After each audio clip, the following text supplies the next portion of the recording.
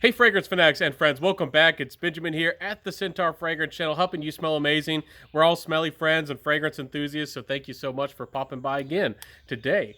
Today it's Hero from the house of Pete and Pedro. Now this is a upcoming house. They are sending these fragrances out for free to multiple reviewers. So in full disclosure, 100% honesty for you guys, this one was sent to me from the company. They want to get the name out there, and I'm happy to oblige any company and put my word and my opinion out on their fragrance. That's what I'm all about. So this fragrance is an interesting one. First off, there's not a lot of notes. They don't tell us the notes. They don't give us a breakdown at all. So they say it's spicy, they say it's earthy, and they say it's kind of sensual, but also an everyday kind of fragrance, how a man should smell kind of fragrance. So that's all we have to go on.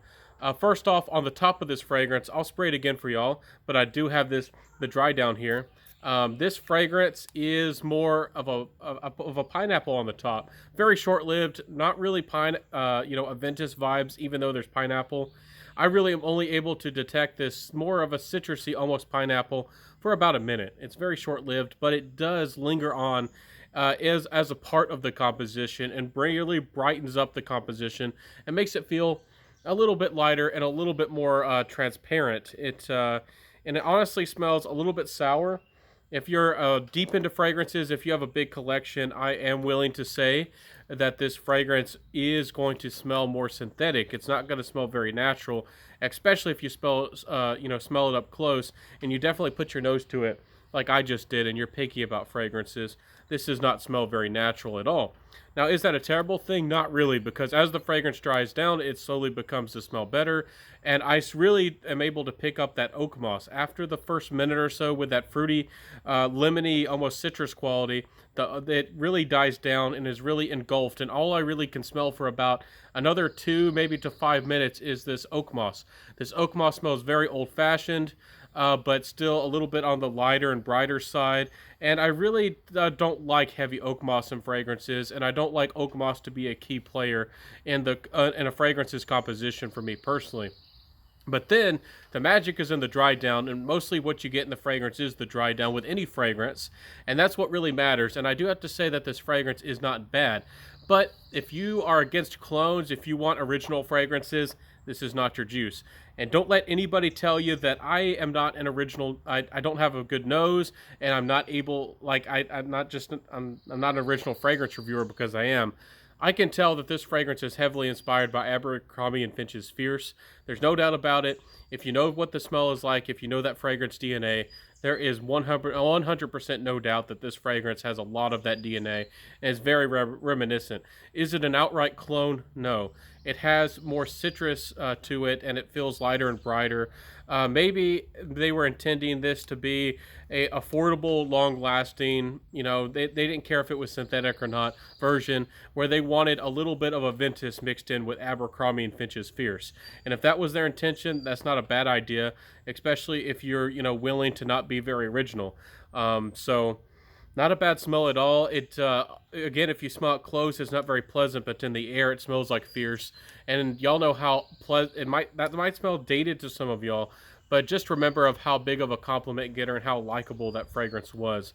To me, Abercrombie and Fitch's Fierce has always been an oak moss feeling fragrance, but its citrus came through, its musky sensuality really came through, and it almost had a saltiness to it. And I've always thought that Abercrombie & Fitch's Fierce was a great fragrance. And honestly, if it wasn't so popular, and maybe, if I could find a modern version, maybe I would always love it. So this fragrance actually kind of does that for me. It's not a dream come true. It's not perfection for, maybe an interpretation of this DNA that I always wanted, but it's darn good. And, for what it is, but again, just doesn't smell very natural, so it's going to be knocked a lot for the quality for me. But again, it's a $49 fragrance for 50 mils. You might think that I'm beating up on this fragrance a lot. I don't think I am. If you take that into consideration for 3.4 ounces, what is that, like $96? You're essentially into, entry-level niche territory.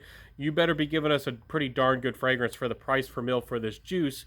And I just feel like this is more of a $30 to maybe $50 fragrance at most. So I think that this is priced a little bit high on the scale. Again, with performance, I think that you're going to get anywhere from 6 hours to 8 hours, depending on your skin chemistry. It's not the biggest projector, but it is noticeable, and it does have some sillage. My personal thoughts with the compliment factor. The compliment factor is here. It can be likable. People can like it on you. But to me, it's more of a casual fragrance, just like Fierce. To me, it was more of a casual fragrance that was always meant to be a little bit sensual, just a little bit playful, but not overtly so. It could still be dressed up, in a suit and collar if you wanted to. Even though I didn't think it was the best option for that, you could possibly do it. But this fragrance might, feel a little bit more professional. You could wear this one to the office. It is very safe. It is very easy to wear. It is a highly versatile fragrance. For me personally, I'm not going to knock it that much. It's not as a huge negative for me. That's not original. I just don't think it smells that... I would want the quality to smell a little bit more natural. You can use synthetics and you can blend them to make an amazing smells and, even more well-rounded. Maybe this fragrance needs some more musk, something to round out the fragrance just a little bit. To me, it's just missing that kind of aspect. And maybe there's a little bit of citronella mixed into this fragrance.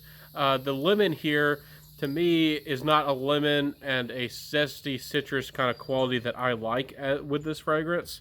So I do have to say that I find this one a little bit odd. But overall, not a bad creation. I do think that the Abercrombie and Fitch DNA is not outdated, and I still think it's a great fragrance DNA. A lot of people like Mont Blanc Legend, and that's probably the better option. It's probably better than this juice, especially on the gray market when you can get it for $30 to $40. If you pay more than even more than $35 for Mont Blanc Legend, you're probably paying too much. But not a bad fragrance. And if you like supporting indie upcoming brands, and maybe you'd want something that's a little bit different than Legend and a little bit different, and you really like that Fierce DNA, you might enjoy this one. But I'm not going to wear this. I'm going to be giving this away in the future for y'all, fellow fragrance lovers. This is definitely going into the giveaway box. So thank y'all for watching my video today. Not something that I love, not something that I care for, but you might just like it. Y'all know that I'm honest with you guys. But thank y'all for being here and watching my video today. If you like what you saw, you like what you heard, please, help me out. Please like, comment, subscribe, hit that notification bell, share the video, and even tell a friend. And thank y'all for stopping by today. It's a wonderful fragrance life. It's a wonderful fragrance world. And I'll see you next time, my friends. Wear what you love, rock what you got, and interesting fragrance. I'll see you next time, everybody. And then bye.